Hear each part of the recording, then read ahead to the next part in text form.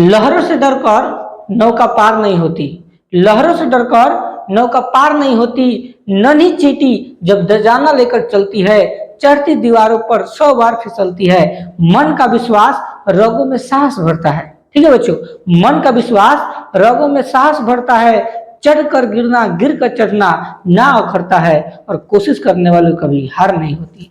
प्यारे बच्चों, उम्मीद है कि आप लोग अच्छे और स्वस्थ होंगे। तो आप लोगों के बीच क्लास 10th में फिजिक्स, जिसमें हम लोग पढ़ेंगे चैप्टर 5 आपको पढ़ा दिए हैं। इस वीडियो में आप लोग चैप्टर 6 पढ़ेंगे, और इस चैप्टर में जितने भी VVI ऑब्जेक्टिव क्वेश्चन है बच्चों, सभी प्रश्नों को हम लोग देखेंगे।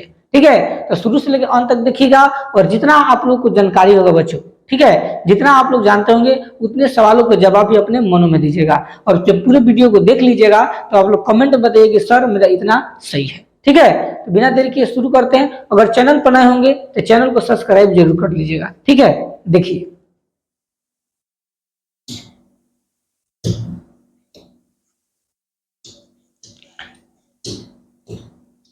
देखिए यहाँ पर फर्स्ट प्रश्न क्या बच्चों कह रहा है कि निम्न में से कौन, ठीक है बच्चों, निम्न में से कौन बायोगैस ईंधन का स्रोत नहीं है, आपको बताना बच्चों। यानी कौन ऐसा ईंधन है जो बायोगैस का स्रोत नहीं है?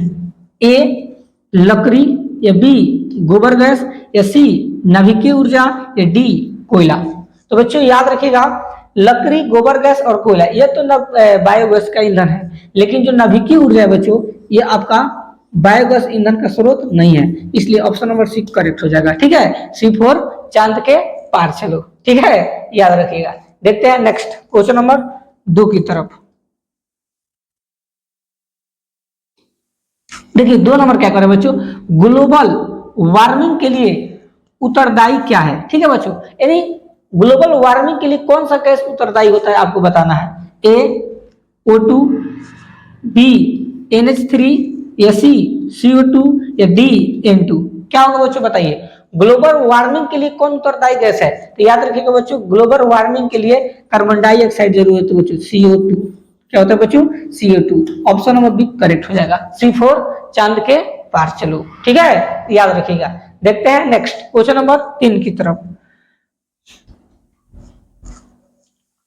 3 नंबर देखिए प्रश्न क्या कर रहा है, सूर्य तथा अन्य तारों की विशाल, ठीक है, सूर्य तथा अन्य तारों की विशाल ऊर्जा के स्रोत है, यानी ऊर्जा के स्रोत क्या है आपको बताना है। ए नाभिकीय संलयन, या बी नाभिकीय विखंडन, या सी दोनों, या डी इनमें से कोई नहीं। बताइए बच्चों क्या होगा, आप लोग जानते होंगे। तो सूर्य तथा अन्य तारों की विशाल ऊर्जा के स्रोत को हम लोग क्या कहते हैं बच्चों? तो उसको हम लोग बोलते हैं नाभिकीय संलयन। क्या बोलते हैं बच्चों? नाभिकीय संलयन। ऑप्शन नंबर 1 करेक्ट हो जाएगा। A for Apple. ठीक है, याद रखना। देखते हैं नेक्स्ट प्रश्न की तरफ, 4 नंबर। नाभिकीय विखंडन को, ठीक है बच्चों, नाभिकीय विखंडन को नियंत्रित करने में प्रयुक्त होता है, यानी नाभिकीय विखंडन को नियंत्रित करने के लिए कौन आवश्यक होता है आपको बताना है। ए लोहे का छड़, बी स्टील का छड़, या सी कैडमियम का छड़, या डी एल्युमिनियम का छड़। बताइए बच्चों क्या होगा, अगर आप लोग जानते होंगे तो बताइए। नाभिकीय जो विखंडन को बच्चों नियंत्रित करने में कौन प्रयुक्त होता है आपको बताना है। ए लोहे का छड़, या बी स्टील का छड़, या डी कैडमियम का छड़, या डी एल्युमिनियम का छड़। तो बच्चों नाभिकीय विखंडन को नियंत्रित करने का काम कौन करता है? कैडमियम का छड़। ऑप्शन नंबर सी करेक्ट हो जाएगा। C4 चांद के पार चलो। ऑप्शन नंबर सी करेक्ट होगा। ठीक है, आप लोग भी जवाब बच्चों अपने मन में दीजिए कि आप लोग का कितना सही हो रहा है। ठीक है, अपने आप को जांचिए कि आप लोग कितना तैयारी किए हैं, क्योंकि अब एग्जाम 3-4 माह का समय रह गया बच्चों। तो अपने आप को जांचना बहुत जरूरी है कि हम जो प्रश्न है बच्चों, प्रश्नों का कितना आंसर दे पा रहे हैं, और जो नहीं दे पा रहे हैं, जैसे मान लीजिए इसको आप लोग नहीं जानते होंगे कि नाभिकीय विखंडन को नियंत्रित करने में कौन प्रयुक्त होता है, आंसर हो जाएगा कैडमियम का छड़। अगर नहीं जानते होंगे तो इसको याद भी कर लीजिए। ठीक है, याद करने की जरूरत है, क्योंकि जितना भी हम लोग प्रश्न बताएंगे बच्चों, सभी प्रश्न एग्जाम में पूछा वाला है, और पूछने वाला भी प्रश्न है, अब पूछा भी है, इसलिए छोड़ने की जरूरत नहीं है। ठीक, देखते हैं नेक्स्ट क्वेश्चन नंबर 5 की तरफ। देखिए क्वेश्चन नंबर 5 क्या कर रहे हैं बच्चों, किसी नाभिकीय विखंडन में, ठीक है, किसी नाभिकीय विखंडन में मुक्त ऊर्जा होता है, यानी कितना ऊर्जा मुक्त होता है आपको बताना है। ए 1 MeV, बी 10 EV, सी 20 MeV या डी 10 keV। तो प्यारे बच्चों याद रखिएगा, जो किसी नाभिकीय विखंडन में ऊर्जा जो मुक्त होता है वह 200 MeV, ठीक है, उत्पन्न होता है। ऑप्शन नंबर सी क्या हो जाएगा बच्चों, करेक्ट हो जाएगा। ठीक है, तो इसको याद रखिएगा। देखते हैं नेक्स्ट क्वेश्चन नंबर 6 की तरफ। देखिए क्वेश्चन नंबर 6 क्या कर बच्चों, ऊर्जा का सबसे अधिक प्रत्यक्ष एवं विशाल स्रोत क्या है, आपको बताना है। ठीक है, यानी ऊर्जा का सबसे अधिक प्रत्यक्ष एवं विशाल स्रोत क्या है आपको बताना है। ए कोयला, बी बिजली, या सी सूर्य, या डी परमाणु बम। तो प्यारे बच्चों याद रखिएगा, ऊर्जा का सबसे अधिक प्रत्यक्ष एवं विशाल स्रोत किसको मानते हैं, सूर्य को मानते हैं। ऑप्शन नंबर सी करेक्ट हो जाएगा। ठीक है, C4 चांद के पार चलो। ठीक है, याद रखिएगा। देखते हैं नेक्स्ट क्वेश्चन नंबर 7 की तरफ। 7 नंबर बच्चों देखिएगा और ध्यान समझिएगा। 7 नंबर प्रश्न कर रहा है बॉक्स नुमा सौर कुकर में। ठीक है बच्चों, बॉक्स नुमा सौर कुकर में 3-4 घंटे में अंदर का ताप हो जाता है। यानी कहने का मतलब कि बॉक्स नुमा सौर कुकर में अगर 3-4 घंटे का अगर छोड़ दिया जाए तो उसके ताप में क्या होगा, क्या होगा ताप, 0 डिग्री सेल्सियस से 100 डिग्री सेल्सियस, या बी 100 डिग्री सेल्सियस से 140 डिग्री सेल्सियस, या सी 140 डिग्री सेल्सियस से 200 डिग्री सेल्सियस, या डी 200 डिग्री सेल्सियस से 1000 डिग्री सेल्सियस। बताइए बच्चों क्या होगा।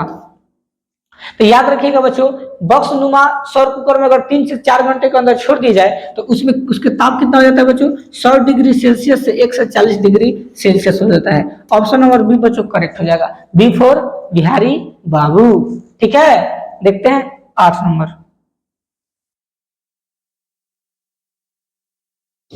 8 नंबर देखिए बच्चों, पवनों का देश कहा जाता है बच्चों, बहुत इंपॉर्टेंट क्वेश्चन। पवनों का देश, पवन माने क्या होता है बच्चों, हवा, यानी हवाओं का देश कहा जाता है। यानी किसको हम लोग हवाओं का देश यानी पवनों का देश कहते हैं। ए भारत को, या बी फिनलैंड को, या सी डेनमार्क को, या डी अमेरिका को।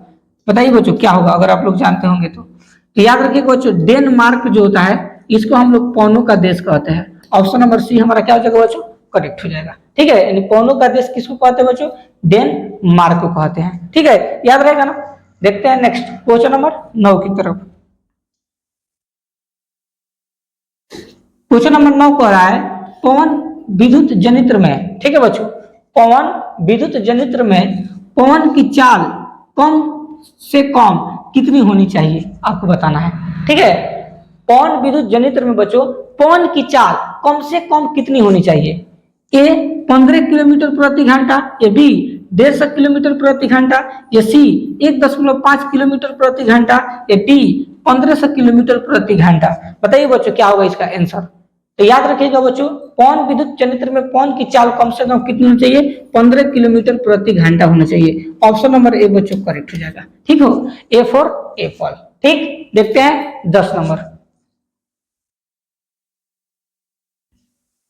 क्वेश्चन नंबर 10 देखिए बच्चों क्या कर रहा है, जीवाश्म ईंधन का उदाहरण है। जीवाश्म ईंधन का उदाहरण बच्चों बताना है क्या होगा।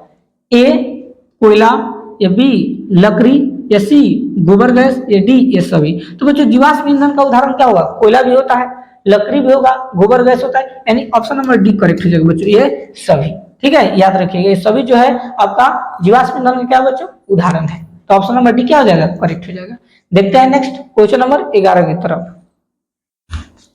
देखिए क्वेश्चन नंबर 11 बच्चों देखिए क्या कह रहा है, प्राचीन काल में यानी पुराने समय से बच्चों उष्मीय ऊर्जा का सबसे अधिक सामान्य स्रोत था, किसका था आपको बताना है। ठीक है, यानी प्राचीन काल में उष्मीय ऊर्जा का सबसे अधिक सामान्य स्रोत किसका था आपको बताना है। ए घास, बी लकड़ी, या सी पवन, या डी बहता जल।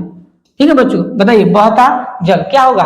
प्राचीन काल में उष्मीय ऊर्जा का सबसे अधिक सामान्य स्रोत किसका था आपको बताना है बच्चों आंसर में। बताइए क्या होगा। प्यारे बच्चों याद रखिएगा ऑप्शन नंबर बी करेक्ट हो जाएगा, लकड़ी। ठीक है, जो लकड़ी है डी फॉर बिहारी बाबू, ये जो है प्राचीन काल में बच्चों उसमें ऊर्जा का सबसे अधिक सामान्य स्रोत था, क्योंकि पहले के युग में ना गैस रहता था ना कोयला, तो सबसे ज्यादा लोग लकड़ी का यूज करते थे। ठीक है, तो ऑप्शन नंबर बी क्या हो जाएगा, करेक्ट हो जाएगा।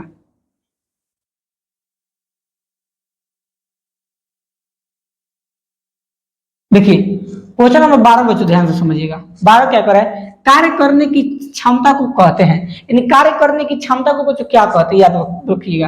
तो कार्य करने की क्षमता को क्या बल कहते हैं, या शक्ति कहते हैं, या ऊर्जा कहते हैं, या ईंधन कहते हैं, बताइए बच्चों। तो कार्य करने की क्षमता को हम लोग क्या बोलते हैं बच्चों, ऊर्जा बोलते हैं। क्या बोलते हैं, ऊर्जा। यानी कार्य करने की क्षमता को ऊर्जा कहेंगे, क्योंकि जब तक हमारे शरीर में ऊर्जा रहेगा तब ना बच्चों हम लोग कोई काम कर सकते हैं। इसलिए 12 का आंसर क्या होगा, ऑप्शन नंबर सी करेक्ट होगा। C4 चांद के पार चलो। ठीक है, देखते हैं 13 नंबर। 13 नंबर बच्चों प्रश्न क्या कर रहा है, ध्यान समझिएगा। गोबर गैस एक प्रकार की है, यानी गोबर गैस एक प्रकार की क्या है, प्राकृतिक गैस है, या बी बायोगैस है, या सी लकड़ी है, या डी चूल्हा है। तो प्यारे बच्चों याद रखिएगा, जो गोबर गैस होता है वो एक प्रकार की बायोगैस होता है। क्या होता है बच्चों, बायोगैस। ऑप्शन नंबर बी क्या हो जाएगा, करेक्ट हो जाएगा। B4 बिहारी बाबू। ठीक है, देखते हैं नेक्स्ट क्वेश्चन नंबर 14 की तरफ। प्रश्न नंबर 14 क्या कर समझिएगा। नवीकरणीय ऊर्जा का स्रोत क्या है बच्चों, आपको बताना है। नवीकरणीय ऊर्जा का स्रोत क्या है, ए नाभिकीय ऊर्जा, बी सौर ऊर्जा, सी कोयले से प्राप्त ऊर्जा, या डी प्राकृतिक गैस से प्राप्त ऊर्जा। तो प्यारे बच्चों याद रखिएगा, नाभिकीय ऊर्जा का स्रोत होता है सौर ऊर्जा। ऑप्शन नंबर बी करेक्ट हो जाएगा। B4 बिहारी बाबू। ठीक है, ऑप्शन नंबर बी क्या होगा बच्चों, सही होगा। ठीक है, तो इस तरह आप लोगों को प्रश्न जो है परीक्षा में भी बनाना है बच्चों, इसलिए सभी प्रश्नों को आप लोगों को रट जाना है। अगर याद नहीं है बच्चों तो सभी प्रश्नों को आप लोग को ऐसा पढ़ लेना है कि पूरा दिमाग में क्या हो जाए, सेट हो जाए, और एग्जाम में जब भेंट हो जाए तो आराम से आप लोग बना दे उसको। ठीक है, देखिए 15 नंबर क्वेश्चन नंबर 15 कह रहा है, जय गैस एक उत्तम ईंधन है बच्चों। ठीक है, जो जय गैस एक है ये उत्तम ईंधन है, क्योंकि इसमें मीथेन गैस पाई जाती है। तो मीथेन गैस बच्चों उसमें कितना पाया जाता है आपको बताना है, क्या उसमें 50%, 60%, 70% या 75%। यानी जैव गैस एक प्रकार का उत्तम ईंधन है, क्योंकि इसमें मीथेन गैस पाई जाती है। उसमें मीथेन गैस कितना पाया जाता है, तो याद रखिएगा बच्चों 75% उसमें मीथेन गैस पाया जाता है। ठीक है, याद रखिएगा, ऑप्शन नंबर डी करेक्ट हो जाएगा। और मीथेन गैस का जो फॉर्मूला होता है CH3, ये भी याद रखिएगा। ठीक है, CH3। तैयार है बच्चों आप लोगों को। 15 नंबर देखते हैं अब 16 नंबर। 16 नंबर प्रश्न देखिए बच्चों क्या कर रहा है। अनवीकरणीय ऊर्जा का स्रोत है। अनवीकरणीय ऊर्जा का स्रोत बताना है कौन होगा इसमें, जीवाश्मी ईंधन, सौर ऊर्जा, सी पवन ऊर्जा, या डी विद्युत ऊर्जा। बताइए बच्चों क्या होगा आंसर। अनवीकरणीय ऊर्जा का स्रोत क्या है, सौर जीवाश्मी ईंधन, सौर ऊर्जा, पवन ऊर्जा, विद्युत ऊर्जा। तो अनवीकरणीय ऊर्जा के स्रोत का मतलब क्या होता है, जो कभी भी खत्म हो सकता है। ठीक है, तो जीवाश्म ईंधन ऐसा है जो कभी भी खत्म हो सकता है। ठीक है, इसलिए ऑप्शन नंबर क्या हो जाएगा बच्चों, करेक्ट हो जाएगा। ठीक है, देखते हैं नेक्स्ट क्वेश्चन नंबर 17 की तरफ। 17 नंबर देखिए बच्चों क्या कर रहा है। सौर ऊर्जा को विद्युत ऊर्जा में परिवर्तित करती है, यानी सौर ऊर्जा को अगर विद्युत ऊर्जा में परिवर्तित किया जाता है तो कौन करता है, ए सौर ऊष्मक, बी सौर कुकर, या सी सौर सेल, या डी विद्युत मोटर। बताइए बच्चों क्या होगा। तो याद रखिएगा, सौर ऊर्जा को विद्युत ऊर्जा में परिवर्तित करने का काम बच्चों करता है सौर सेल। ऑप्शन नंबर सी क्या हो जाएगा बच्चों, करेक्ट हो जाएगा। C4 चांद के पार चलो। ठीक है, 17 नंबर का आंसर क्या होगा बच्चों, ऑप्शन नंबर सी होगा। देखते हैं 18 नंबर। क्वेश्चन नंबर 18 बच्चों क्या कर रहा है, ध्यान समझिएगा। एक उत्तम ईंधन है, इन चारों ऑप्शन बताने की कौन एक उत्तम ईंधन है, क्या कोयला है, लकड़ी है, पेट्रोलियम है, या जैव गैस है। तो प्यारे बच्चों याद रखिएगा, जो जैव गैस होता है ये एक बहुत उत्तम स्रोत है और एक उत्तम ईंधन है, क्योंकि इसे धुआं का मात्रा ज्यादा नहीं फैलता है। ठीक है, तो याद रखिएगा जैव गैस सबसे इंपॉर्टेंट होता है। इसलिए कह रहा है ना कि एक उत्तम ईंधन कौन सा है, तो आपका जैव गैस हो जाएगा। ठीक है, जिसको हम लोग जीवाश्मी ईंधन भी कहते हैं। देखते हैं नेक्स्ट क्वेश्चन नंबर 19। 19 नंबर बच्चों देखिए क्या कर रहा है, नरौरा, ठीक है, नरौरा नाभिकीय विद्युत संयंत्र किस राज्य में स्थित है, आपको बताना है।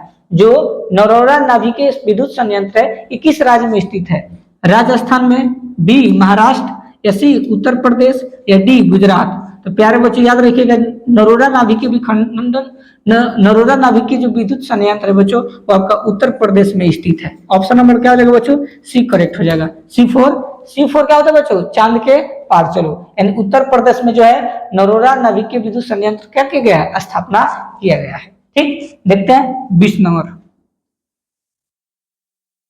20 नंबर प्रश्न बच्चों देखिएगा ध्यान से, कह रहा है कि जीवाश्मी ईंधन ऊर्जा के है, यानी जीवाश्मी ईंधन ऊर्जा के क्या है, ए नवीकरणीय स्रोत, या बी अनवीकरणीय स्रोत, या डी वैकल्पिक स्रोत, या डी इनमें से कोई नहीं। तो प्यारे बच्चों याद रखिएगा, जो जीवाश्मी ईंधन होता है वो अनवीकरणीय स्रोत है, क्योंकि जीवाश्मी ईंधन कभी भी खत्म हो सकता है, इसलिए ऑप्शन नंबर बी करेक्ट होगा, बी फॉर बिहारी बाबू। ठीक है, तो 20 को प्रश्न हो गया बच्चों, अभी और हम लोग 12 को प्रश्नों को इसमें देखेंगे। ठीक है, इसी तरह आप लोग अपने आप को आप लोग घूरिए बच्चों कि हमारा कितना सही हो रहा है, जो गलत हो रहा है उसको सीखने की जरूरत है। ठीक है, और लास्ट में आप लोग कमेंट जरूर बताइएगा बच्चों कि आप लोग का कितना सही हुआ है। ठीक है, देखते हैं नेक्स्ट 21 नंबर। देखिए क्वेश्चन नंबर 21 बच्चों क्या कर रहा है, ध्यान समझना है। सरदार सरोवर बांध, ठीक है बच्चों, सरदार सरोवर बांध किस नदी पर बना है, आपको बताना है बच्चों। जो सरदार सरोवर बांध है बच्चों वो किस नदी पर बना है, ए गंगा नदी, बी सतलज नदी, या सी नर्मदा नदी, या डी तापी नदी। तापी नदी, बताइए बच्चों, जो सरदार सरोवर बांध है बच्चों वो किस नदी पर बना है, आपको बताना है। ए गंगा नदी, बी सतलज नदी, या सी नर्मदा नदी, या डी तापी नदी। अगर आपका इसका आंसर पता है बच्चों तो आप लोग कमेंट में जरूर बताइए कि सर इसका आंसर यह होगा। अगर आप लोग जानते होंगे तो कमेंट में जरूर बताइए बच्चों। तो याद रखिए बच्चों, जो सरदार सरोवर बांध है वह नर्मदा नदी पर क्या बच्चों स्थित है। ठीक है, ऑप्शन नंबर क्या होगा बच्चों, सी करेक्ट हो जाएगा, C4 चांद के पार चलो। ठीक है, तो अगर आपसे एग्जाम में पूछते कि सरदार सरोवर बांध किस नदी पर बना है तो नर्मदा नदी पर बना है। ठीक है, देखते हैं 22 नंबर।